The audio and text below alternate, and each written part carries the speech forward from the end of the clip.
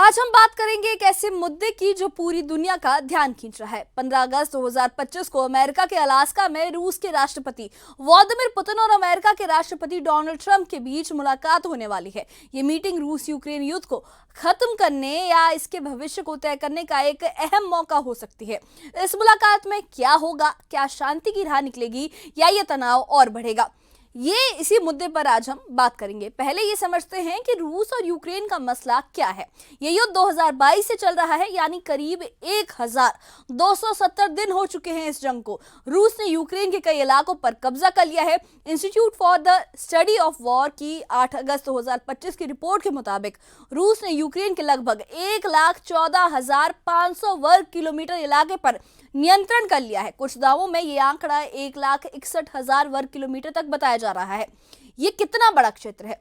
भारत के गुजरात और राजस्थान को मिलाकर उससे भी ज्यादा। रूस का कहना है कि वो इन इलाकों से पीछे नहीं हटेगा। तो सोचिए, जितना भारत के गुजरात से लेकर राजस्थान को मिलाकर और उससे भी ज्यादा शायद उतना हिस्सा रूस ने उतने यूक्रेन के हिस्से पर कब्जा कर लिया है। रूस का ये कहना है कि वो इन इलाकों से पीछे नहीं हटेगा। दूसरी तरफ यूक्रेन जो है वो अपनी पूरी जमीन वापस चाहता है और नेटो देशों के समर्थन से इस जंग में लड़ रहा है। अब बात अलास्का मीटिंग की करते हैं। ये मुलाकात अलास्का के एरकुरेज में जॉइंट बेस एल्मेंडोफ रिचर्डसन पर होगी। समय है स्थानीय समय अनुसार सुबह 11:30 बजे, यानी भारत में रात के करीब ये जो वक्त होगा जब ये मीटिंग हो रही होगी, भारत में रात का वक्त होगा, लेकिन वहां पर 11:30 बजे होंगे सुबह के। रूस के विदेश नीति सलाहकार यूरी उशाकोव ने ये बताया है कि ये 1-to-1 मीटिंग होगी जिसमें सिर्फ पुतिन और ट्रंप होंगे, साथ में उनके अनुवादक होंगे। इस मीटिंग में एक लैंड स्वैप डील की बात हो सकती है, यानी रूस अपने कब्जे वाले कुछ यूक्रेनी इलाकों को रखे और बदले में यूक्रेन के बाकी हिस्सों पर हमला ना करे। लेकिन सवाल ये है कि क्या यूक्रेन और नेटो देश इस डील को मानेंगे? फ्रांस, ब्रिटेन, जर्मनी जैसे देश रूस की शर्तों पर कितना राजी होंगे? अब एक अहम पहलू है इसमें कि इस मीटिंग से ठीक पहले रूस ने न्यूक्लियर हथियारों के इस्तेमाल के संकेत दे दिए हैं, साइन दे दिए हैं। रूस का जो करीबी सहयोगी बेलारूस है इस मामले में अहम रोल निभा रहा है। बेलारूस के रक्षा मंत्री विक्टर खेनिन ने कहा है कि मिन्स्क के पास बोरिसोव में न्यूक्लियर हथियारों की तैनाती का अभ्यास जल्द शुरू होगा। यह अभ्यास ठीक उसी समय हो रहा है जब पुतिन और ट्रंप मिलने वाले हैं। बेलारूस और रूस की सरकारी मीडिया के मुताबिक सितंबर 2025 में होने वाले जापान 2025 अभ्यास में न्यूक्लियर क्षमता वाली और सैनिक मिसाइलों का इस्तेमाल हो सकता है। बेलारूस में 5 में से 4 किलेबंद क्षेत्र न्यूक्लियर तैयारियों के लिए तैयार हैं। रूस के पास 5,000 से ज्यादा न्यूक्लियर हथियार हैं, जिनमें 1,600 टेक्निकल न्यूक्लियर वेपन्स शामिल हैं। ये हथियार छोटे लेकिन बेहद खतरनाक हैं। दूसरी तरफ ट्रंप भी चुप नहीं है। 3 हफ्ते पहले उन्होंने 2 न्यूक्लियर सबमरीन्स को रूस के करीब समंदर में तैनात किया था। उनका यह कहना है कि अगर मीटिंग सफल नहीं हुई तो रूस को गंभीर नतीजे भुगतने पड़ सकते हैं। लेकिन रूस इन धमकियों को नजरअंदाज कर रहा है और बेलारूस के जरिए न्यूक्लियर ताकत को भी दिखा रहा है। ये सारी तैयारियां इस मीटिंग पर दबाव बनाने का भी तरीका हो सकती हैं। अब यूक्रेन की स्थिति को देखते हैं।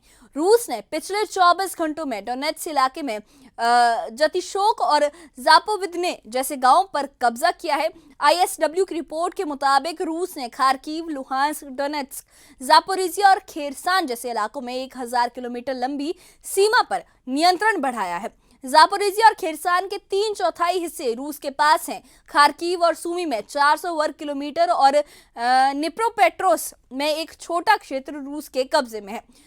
डॉनबेस इलाके में जो लुहांस्क और डोनेट्स्क के मिलकर बनता है, उन इलाकों से मिलकर बनता है, रूस ने वहां पर 46,570 वर्ग किलोमीटर यानी लगभग 88% हिस्से पर कब्जा कर लिया है।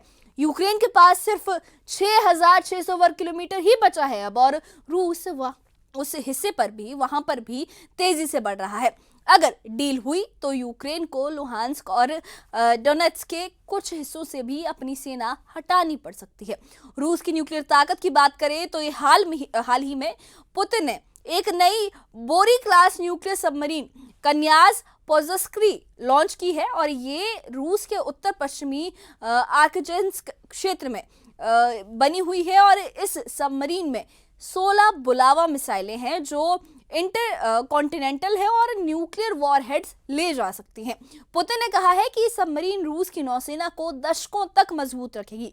2 और ऐसी सबमरीन्स बन रही हैं। इसके अलावा पुतिन ने यासेन एम क्लास की पर्म सबमरीन लॉन्च की है जो जिरकान हाइपरसोनिक क्रूज मिसाइलों से लैस है। ये मिसाइलें 9 मैक की स्पीड से चलती हैं और इन्हें रोकना लगभग नामुमकिन है। रूसी नेवी चीफ अलेक्जेंडर मोइसेव ने पुतिन से कहा है कि पर्म लॉन्च के लिए तैयार है और पुतिन ने इसे मंजूरी भी दी है। अब ट्रंप की रणनीति समझते हैं। ट्रंप शुरू से ये कहते हुए आए हैं कि वो इस युद्ध को जल्द से जल्द खत्म करना चाहते हैं। उनकी पीस थ्रू स्ट्रेंथ की जो पॉलिसी है उसका मतलब है कि ताकत दिखाकर शांति लाई जाए, लेकिन पुतिन की ताकत न्यूक्लियर हथियारों में है।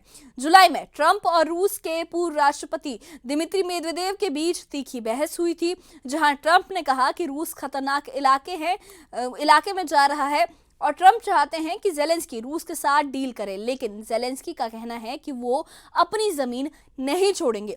नेटो देशों में भी मतभेद है। कुछ यूक्रेन को और मदद देना चाहते हैं तो कुछ समझौते की बात करते हैं। इस मीटिंग से पहले रूस का रुख सख्त है। पुतिन ने साफ कहा है कि वो कब्जे वाले इलाकों से नहीं हटेंगे। बेलारूस से न्यूक्लियर डील्स और सबमरीन्स की तैनाती इस बात का सबूत है कि रूस दबाव बनाने की कोशिश कर रहा है। तो दूसरी तरफ यूक्रेन के लोग रोज जंग का सामना कर रहे हैं। घर, स्कूल, अस्पताल तबाह हो रहे हैं। रूस के सैनिक भी लगातार मर रहे हैं। इस युद्ध ने न सिर्फ यूक्रेन बल्कि पूरी दुनिया को प्रभावित किया है। इस जंग ने पूरी दुनिया पर अपना असर डाला है। अनाज की सप्लाई, एनर्जी प्राइसेस, सब कुछ लगातार उसमें परिवर्तन हो रहा है, लगातार बढ़ रहे हैं। प्राइसेस लगातार बढ़ते जा रहे हैं इस जंग के असर की वजह से। और अब सवाल ये है कि क्या होगा 15 अगस्त को। अगर मीटिंग सफल हुई, अगर सक्सेसफुल हुई, तो शायद एक डील हो जिसमें रूस को कुछ इलाके मिले और यूक्रेन को शायद शांति मिल जाए। लेकिन अगर ये डील फेल हुई तो युद्ध और ज्यादा गंभीर हो सकता है। न्यूक्लियर हथियारों का इस्तेमाल पूरी दुनिया के लिए खतरा है। एक टैक्टिकल न्यूक्लियर बम हिरोशिमा से कई गुना ज्यादा नुकसान कर सकता है। रेडिएशन यूरोप तक फैल सकता है। और लेकिन अगर शांति हुई तो यूक्रेन का बंटवारा जरूर हो सकता है और रूस अपने कब्जे वाले उन इलाकों को अपने कब्जे में लगातार रख सकता है। और ये युद्ध सिर्फ रूस और यूक्रेन का नहीं बल्कि ग्लोबल सिक्योरिटी का मसला बन चुका है। 2022 में शुरू हुआ ये जंग अब एक ऐसे नाजुक मोड़ पर है। पुतिन की न्यूक्लियर ताकत, ट्रंप की डिप्लोमेसी और जेलेंस्की की जिद, ये सब मिलकर इस मीटिंग को दुनिया की नजरों में ला रहे हैं।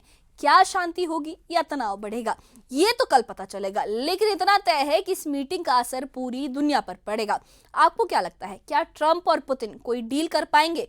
हमें कमेंट बॉक्स में अपनी राय जरूर बताइए। और इससे जुड़े अपडेट्स के लिए और ऐसी ही खबरों के लिए हमारे चैनल के साथ बने रहिए। हमारे चैनल को सब्सक्राइब करिए। शुक्रिया।